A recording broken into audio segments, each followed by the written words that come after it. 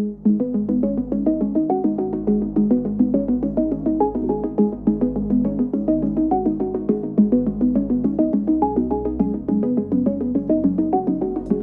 I'm Sandeep Raina.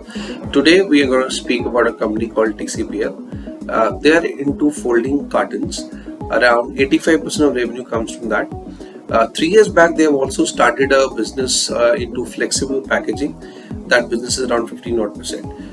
Recently, they have acquired a company called Creative Offset Printers. They have got 89% stake in that, and that company is into rigid boxes.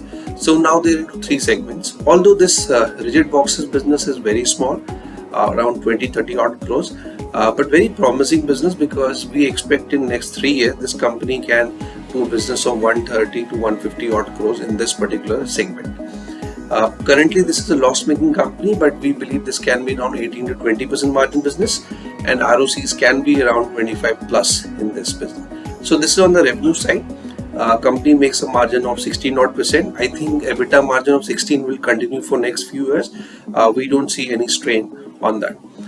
Coming to geography wise, around 75% of revenue comes from domestic market, 25% comes from the global sale, which is exports. This number was very small. Just if we go back 3-4 years back, around 14% revenue was from exports. So exports actually has done 2.5 times the growth of domestic market growth.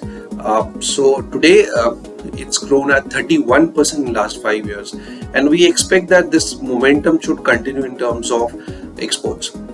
If we talk about the margin, right now 16% margin, I think that should continue. Now coming on the balance sheet side, the company has invested around 450 odd crores in the last 5 years. That's why balance sheet we see a reasonable debt equity is 1:1. But I think that will come down because they will make around 200 crores of cumulative cash flow in next 2 years, which should reduce. Maybe the debt will not come down, but the net worth will improve, and that way the debt equity we expect it to come down to 0.3x in 25. So 23 would be the peak debt for them. Going forward, if you talk about the working capital, currently it's 85 days, but management is very clear that it can come down to 60 odd days in next 2 years. So effectively, this company can make a ROC of 20-21%. So if I just talk about this company, it's a very consistent company in terms of EBITDA margin, in terms of revenue growth. Because if I look at the 10 years revenue CAGR, it's around 18 odd percent. 5 years also 16%. So very consistent company. PAT actually has also grown at similar range. So that way, when we look at this company, this is a very consistent compounder. Drawdowns also will be very limited.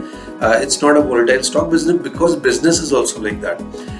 Now coming to the valuations, the company we are getting this at only 10x FY25 multiple.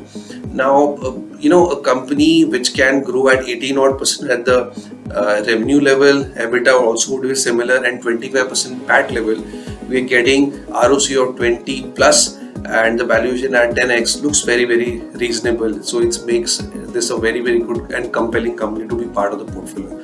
Now just to give a perspective, recently 2-3 years back there was a deal done in this segment. PE actually bought an unlisted company as 15x EV EBITDA, while this company right now is at just 6x. So I think there is huge amount of money to be made in next 2 to 3 years in this company, and we think it should be a must have in your portfolio. Thank you very much.